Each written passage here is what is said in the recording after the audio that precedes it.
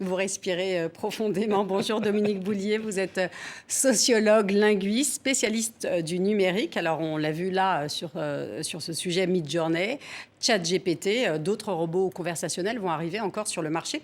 Est-ce que c'est la nouvelle révolution numérique, ces robots ? Alors, il faut se méfier du terme révolution parce que vous pouvez en trouver une tous les ans ou tous les 3 ou 4 ans au moins. C'était le métavers dont on parlait il y a 6 mois. Puis vous voyez, on annonce toujours des révolutions. Donc méfions-nous. Surtout méfions-nous quand il s'agit d'un lancement commercial d'une intelligence artificielle conversationnelle particulière. Et en réalité, c'est des travaux qui durent déjà depuis un certain temps. Mais il est vrai que l'intelligence artificielle, avec ses capacités de calcul, et notamment dans le domaine linguistique, ouvre des choses tout à fait inédites. C'est le cas notamment dans la traduction. Et là, on le voit aussi dans la création. Donc, il y a nécessité de réfléchir à tout cela et de faire un point, non pas en suivant et de se précipitant pour c'est-à-dire copier. en courant derrière Voilà, la machine. Exactement. L'intérêt, c'est de se dire, il se passe quelque chose d'important, c'est vrai. Révolution. Le problème, c'est ça, c'est qu'on ne sait pas exactement quelle forme elle va prendre, parce qu'il y a plusieurs versions. Vous savez, ChatGPT est seulement une des versions, et les autres, DALL-E ou les autres, c'est aussi une des versions. Et en réalité, on a vraiment besoin de prendre le temps de débattre de tout cela, et sans doute ensuite de prendre un certain nombre de conditions de faisabilité et d'acceptabilité de tout cela. Pour vous, en tant que linguiste, le débat, il est où ? Alors, le débat, il est surtout dans l'effet l'impression de toute puissance que l'on donne à ces modèles, puisque ce sont des modèles linguistiques, mais qui sont entraînés, et qui sont entraînés sur des corpus qui vont produire, disons, dont va dépendre la qualité des réponses, d'une part. Et donc ça, c'est un problème. Donc on parle à ce moment-là de biais, de choses comme ça. Tout cela n'est pas au point encore, d'une part.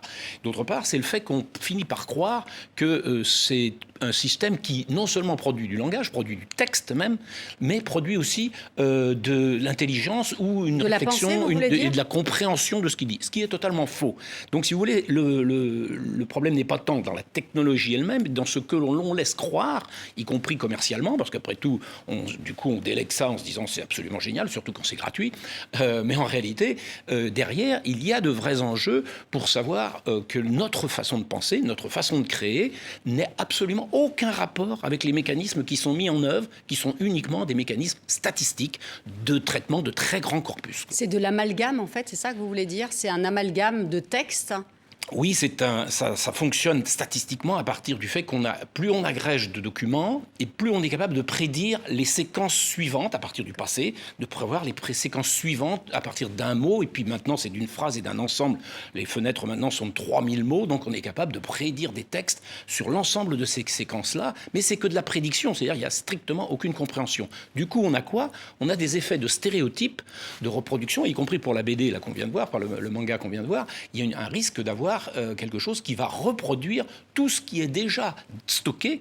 La question de la créativité reste entière. Parce qu'au bout du compte, on va finir soit par reproduire des stéréotypes, soit par reproduire tellement de choses que ça devient d'une banalité affligeante, si vous voulez. Ce qu'on a déjà observé avec ChatGPT, quand des étudiants se mettent à utiliser ça pour tricher, eh bien, les enseignants se rendent compte qu'il y a des similarités parce qu'en gros, c'est quand même les mêmes principes qui sont réexploités et la créativité de ce fait est absolument absente. Certains disent que finalement, c'est comme Wikipédia. Au début, on était très frileux, très craintif vis-à-vis de Wikipédia. Or, aujourd'hui, on arrive à comprendre ce que ça nous permet d'avoir comme type d'information tout en ayant du recul sur les limites. Est-ce que ChatGPT, c'est Wikipédia d'il y a 15 ans ? Alors le contexte est très différent parce qu'il faut bien voir que Wikipédia, c'est un collectif distribué, c'est une forme d'intelligence distribuée, mais avec des personnes qui s'autorégulent pour être capables de valider des connaissances. Et c'est un processus très long qui a demandé des règles, qui a demandé une amélioration constante et qui finit... Au début, on l'a critiqué parce que justement, c'était pas très fiable, donc on s'inquiétait. Et en réalité, la révision collective a fait que le niveau de connaissance s'est amélioré et qu'on a effectivement une bonne robustesse de ces connaissances-là. Dans le contexte qui est le nôtre actuellement, qui est poussé par OpenAI, l'entreprise qui qui promeut